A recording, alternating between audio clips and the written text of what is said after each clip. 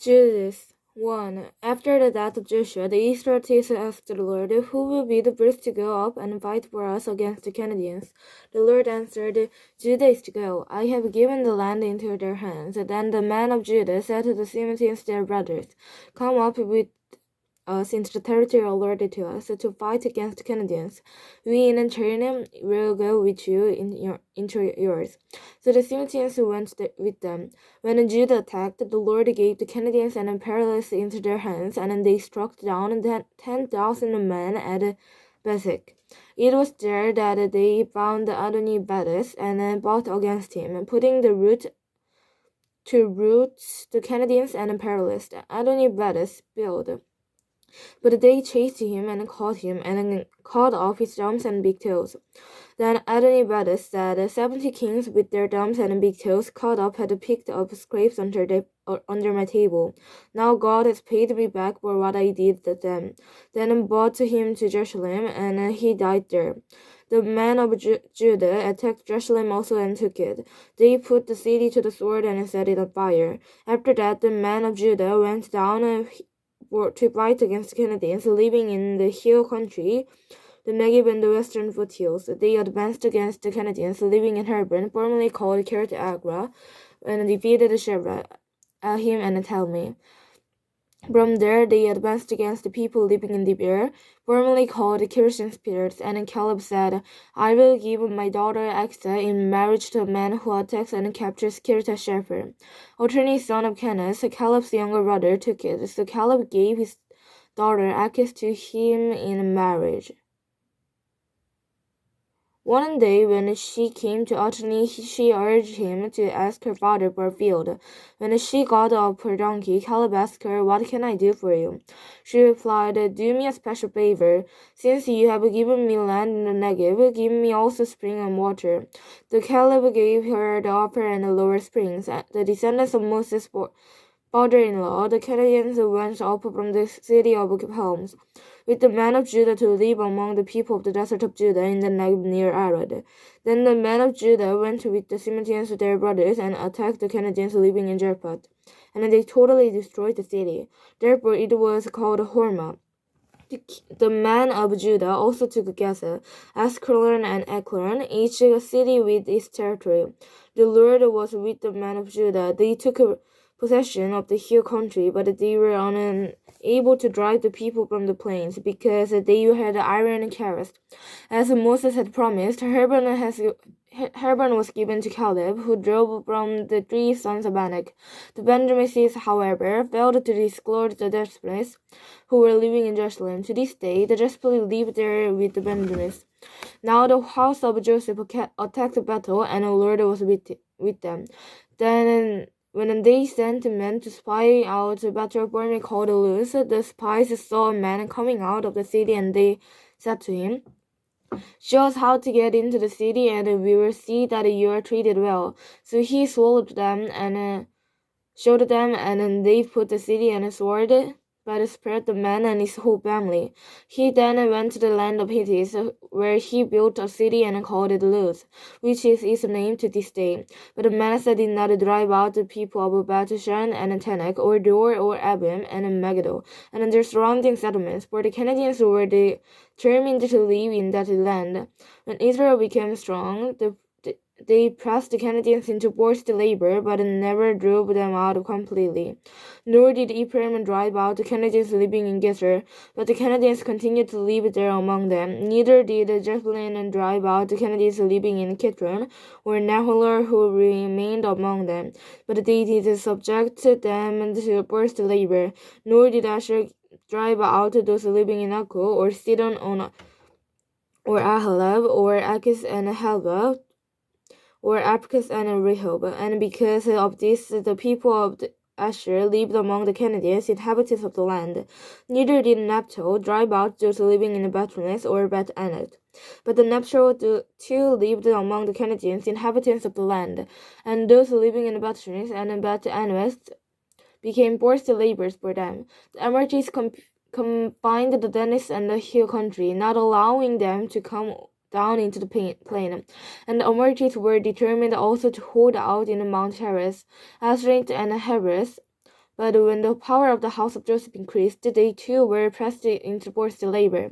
The boundary of the Amorites was from Scorpion Pass to Seir and beyond. 2. The angel of the Lord went up from Gilead and woke him and said, I brought you up out of Egypt and led you into the land that I swore to give you to your forefathers. I said, I will never break my covenant with you, and you shall not make a covenant with the people of this land, but you shall break down their altars, yet you have disobeyed me. Why have you done this? Now therefore I tell you that I will not drive them out before you. They will be thorns in your sides, and their gods will be a snare to you.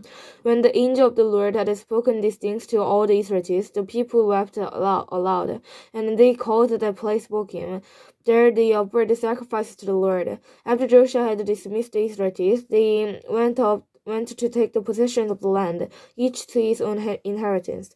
The people served the Lord throughout the lifetime of Joshua and of the elders who outlived him, and who had seen all the great things the Lord has done for Israel.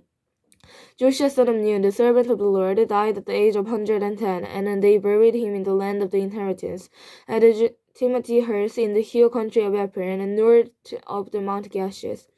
After that, the whole generation had been gathered to their fathers. Another generation grew up, who knew neither the Lord nor what he had done for Israel. Then the Israelites did evil in the eye of the Lord and served the Baals. They forsook the Lord, the God of their fathers, who had brought them out of Egypt. They followed and worshipped the various gods and people around them. They provoked the Lord for anger because they forsook him and served Baal and Ashtoreth in his anger against Israel, and the Lord handed them over to raiders and plundered them. He sold them to their enemies all around, whom they were no longer able to resist. Whenever Israel went out to fight, the hand of the Lord was against them to defeat them, just as he had sworn to them. They were in great distress. Then the Lord raised up judges, who saved them out of the hands of these raiders. Yet they would not listen to their judges, but prostituted themselves to other gods and worshipped them. Unlike their father, they quickly turned from the way in which their fathers had walked, the way of obedience of the Lord's command. Whenever the Lord raised up the judge for them, he was the judge and saved them out of the hands of their enemies as long as the judge lived. For the Lord had compassion on them as they groaned around under those who oppressed and afflicted them. But when the judge died, the people returned to a way even more corrupted than those of their fathers, following other gods and serving and worshipping them. They refused to give up their evil practices and stubborn ways. Therefore the Lord was very angry with Israel and said, because this nation had a violent and convenient that I laid down for their forefathers and has not listened to their forefathers, I will no longer drive out before them any of the nations Joshua left when he died. I will use them to test Israel and see whether they will keep the way of the Lord and walk in it as their forefathers did. The Lord had allowed those nations to remain. He did not drive them out at once by giving them into the hands of Joshua. 3. These are the nations of the Lord left to test all those Israelites who had not experienced any of the words in Canaanites. He did this only to teach warfare of the descendants of Israel who had not had previous battle experience. The 5 lords of the Pistis and the Canaanites and Sidonians and Hittites living in the Libyan mountains, from Mountain Valley, Hermon to Lebanon, Hamath, they were left to test the Israelites to see whether they would obey the Lord's commands, which he had given their forefathers through Moses. The Israelites lived among the Canaanites, Hittites, Amorites, Perizzites, Hivites, and Jeshlites. They took their daughter in marriage and gave their own daughter to their sons and served their gods. The Israelites did evil in the eye of the Lord. They forgot the Lord their God and served the Baals and the Asheris. The anger of the Lord burned against Israel, so that he sold them into the hands of the Cush and Ramses, kings of Aram and Naharaim, to whom the Israelites who were subject for 8 years. But when they cried out to the Lord, he raised up for them in delivery Otniel son of Kenaz, Caleb's younger brother, who saved them. The Spirit of the Lord came upon him, so that the so that he became Israel's judge and went to war. The Lord gave Cushan-Rishathaim, king of Aram, into the hands of the Otni, who overpowered him. So the land and peace stopped 40 years, until Otni, son of Kenaz, died. Once again, the Israelites did evil in the eye of the Lord, and because they did this evil, the Lord gave Eglon, king of Moab, power over Israel. Getting the Amorites and Ammonites to join him, Eglon came and attacked Israel, and they took possession of the city of Palamas. The Israelites were subject to Eglon, king of Moab, for 18 years. Again, the Israelites cried out to the Lord, and he gave them a delivery. At the left-handed man, the son of the Gera, the Benjamin, the Israelites sent him with tribute to Eglon, king of Moab. Now Israel had made a double-edged sword about a foot and a half long, which he trapped to his right thigh under his clothing. He presented the tribe of Eglon, king of Moab, who was the bareback man. After he had presented the tribute, he sent on their way the man who had carried it. At the idols near Gilead, he himself turned back and said, "I have a secret message for you, O king." The king said, "Quiet," and all his attendants left him.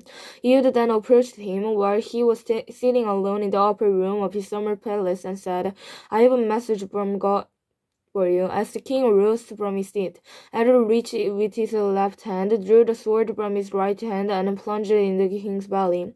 Even the handle sank in from the blood which came out of his back. Ehud did not pull the sword out, and the vat closed in over it. Ehud went out to the porch. He shut the door of the upper room behind him and locked them. After he had gone, the servants came and found the doors of the upper room locked. They said, "He must be relieving himself with the inner room to his house." Then waited the point of embarrassment, but when he did not open the doors to the room, they took a key and unlocked them. And there they saw their lord fallen to the floor, dead. While they waited, Ehud got out. He passed by the idols and escaped to Zerah. When he arrived there, he blew a trumpet in his country of Ephraim, and the Israelites went down with him from the hills, with him leading them. "Follow me," he ordered, "for the Lord has given Moab, your enemy, into your hands." So they followed him down, and taking possession of the fords of the Jordan that led to Moab, they allowed no one to cross over. At that time, they struck down about 10,000 Moabites, all girls and strong. Not a man escaped. That day Moab was made subject to Israel, and the land had peace for 80 years. After Ehud came Stranger, son of Anak, who struck down 600 Philistines with an ox goad. He too saved Israel.